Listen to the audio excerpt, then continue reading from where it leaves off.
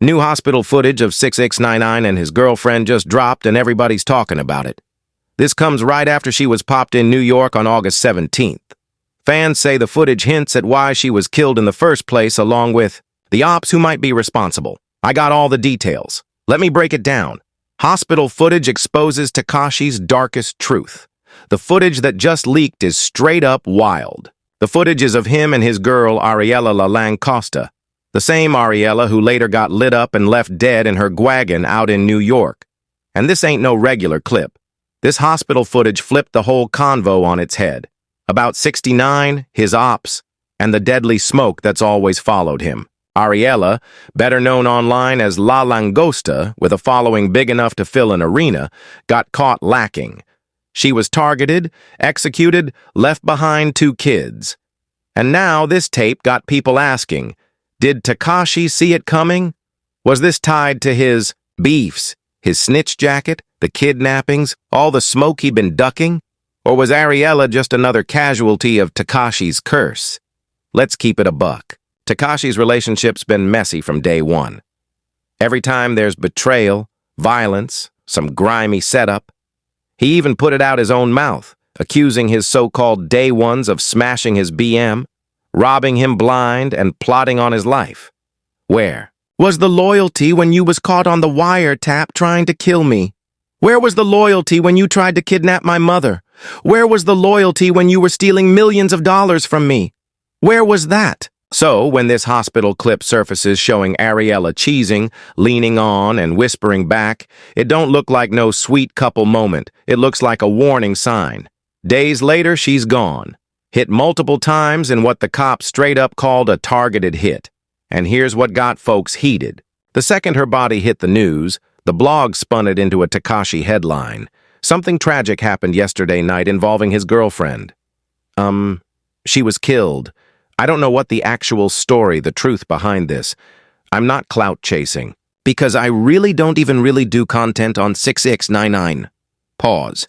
And everybody's blaming 6ix9ine. That's the curse of being 6ix9ine. The minute something goes left, people don't even check the facts. They blame him. Murder, robbery, even his girl's death. Straight back to the rat narrative. Some bloggers even got foul enough to say Ariella signed up for this. Like being with Tekashi was basically a death wish. That's beyond cold. That's disrespect. But peep the twist. This hospital tape makes the whole thing murkier. Tekashi ain't trolling in this clip. He's not wild and for attention. He looks shook, vulnerable, leaning on Ariella like she the only one he could trust, whispering something that now feels like a low-key warning. Are you faithful? Yeah. Hell yeah. She be picking on me, though. You think you're going to get married? Hey, I'm going to marry that girl. That's Tekashi on record saying he going to lock her down. But months later, she's dead, and now the street's talking like she was sacrificed by the life he chose. This is where it gets grimy. Tekashi got a pattern with women. Remember when he basically snitched on his own girl in Miami? Cops said she put hands on him, grabbed his chain, and the man pointed them right to her. When asked what happened, 6ix9ine told authorities Jay had hit him. They also claimed to have seen marks on him. She got cuffed. Mugs shot blasted everywhere while Tekashi walked away clean. People clowned him heavy. He'll tell on anybody. So when Ariella ended up in a body bag, it didn't matter if it was fair or not. The internet instantly framed it as Tekashi's karma. But here's the thing. What if he wasn't the snake this time? What if the whisper in that tape was the only way he could tell her, yo, the wolves are out here, and you might be next? Because, let's not front, Tekashi's got enemies in every zip code. Lil TJ got history with him. His old 9 Trey homies still want his head. And even random hoods bragged about bringing him back to the block, rat jacket and all. Let's bring up Nipey Hustle. Yo, bro, it happened to the best of them. Even he admits it. Nipey, King Vaughn, Pop Smoke, all heavy names, all caught lacking. Ariella didn't even play in those streets, but by standing next to him, she inherited all that smoke. And let's break down Ariella's final hours. She was working at Icon, a lounge up in Inwood, hustling, doing her nightlife thing. Hours later, they found her slumped in her wagon, riddled with bullets. Mahia Polano was found dead behind the wheel of her wagon, shot multiple times. She was headed home from work at Icon, New York in Inwood. Police didn't call it random. They said straight up targeted. That word means somebody wanted her gone. Question is, was it because of her or because of him? And even celebrities chimed in. Cardi B herself, who don't even rock with Tekashi like that, posted "Ride Dominican Pretty." That ain't just sympathy. That's acknowledgement that Ariella's death hit the whole New York Latino scene like a thunderclap. But instead of mourning, the internet turned into the usual circus. Bloggers mock comment sections filled with collateral damage jokes. Folks actually said she signed up for this. That's beyond grimy. That's dehumanizing. Tekashi's women always end up in the line of fire.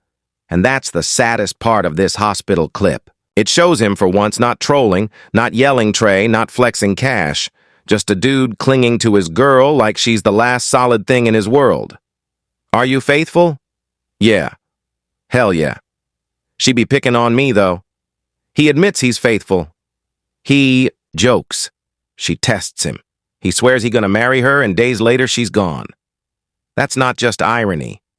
That's tragedy written in real time. So now the question ain't just who killed Ariella, it's deeper. What does it cost to be close to Tekashi? Look at the pattern. From Shadi to Jade to Ariella, every person in his circle either locked up, betrayed, or buried. And the internet, instead of pushing for justice, laughs at it like it's entertainment. That's the weight of the hospital tape. It's not just about two people in love, it's about a death sentence disguised as a relationship. And it forces us to face the ugliest truth of all. With Tekashi, love don't equal protection. It equals risk. And here's where the hypocrisy cuts deepest. For years, 6ix9ine's enemies have called him a rat, a snitch, a coward. They say he folded when the pressure hit, that he sold out his own crew just to save himself. But let's be real. Those same people ignore the fact that he was already betrayed first. He was kidnapped by his own crew, robbed of jewelry, and nearly left for dead. When the gun came to my face, I said, "It's over."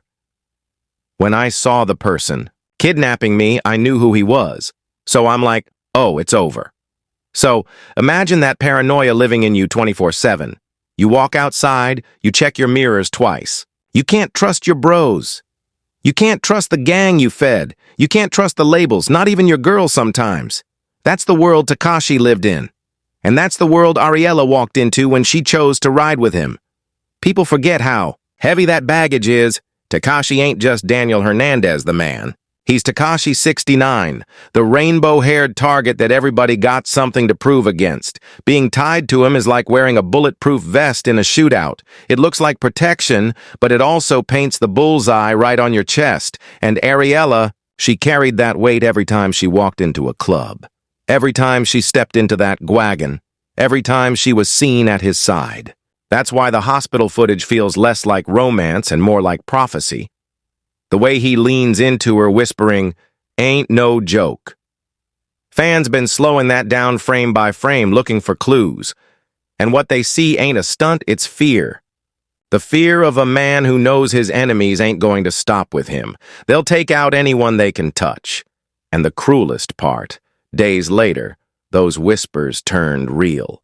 She was gone, executed in cold blood, while the internet clowned and speculated. Like it was just another rap beef storyline. Then there's the bloggers. The same night the news broke, YouTube was flooded with takes blaming Tekashi, and everybody's blaming 6ix9ine. And it's they're blaming 6ix9ine because of his past off of We Know What Happened with 6ix9ine. He ratted. He told the whole thing. Was shoddy, and all of them. Him getting kidnapped. Him basically getting blackballed, extorted. Think about how quick that is. A mother of two gets gunned down, and instead of grieving, folks run to turn her into contempt. No facts, no police statements, just it must be 6ix9ine's fault. That's how poisoned his name is. But the irony this time, Tekashi ain't the one laughing. This ain't trolling. This ain't a fake beef for streams. This is a man who swore he'd marry her, now stuck in the middle of a storm he can't control. And here's where it gets even more twisted. 6ix9ine's whole life is about contradictions. He's the rat who calls others fake. He's the target who walks back into the hood, surrounded by cameras. He's the faithful boyfriend caught in endless scandals with women. And this footage, this tape, adds the darkest contradiction yet. Tekashi looking like a man in love, only for that love to end in gunfire. So what does the hospital footage really expose? It shows that being tied to 6ix9ine is bigger than jewelry, cars, clout. It's a death sentence waiting to be called in. Ariella wasn't just another girl in his life. She was the last face the world saw standing by him before everything fell apart. Are you faithful? Yeah. Hell yeah. She'd be picking on me, though. That little laugh, that little moment, it's now haunting because days later, she was gone. And that's why this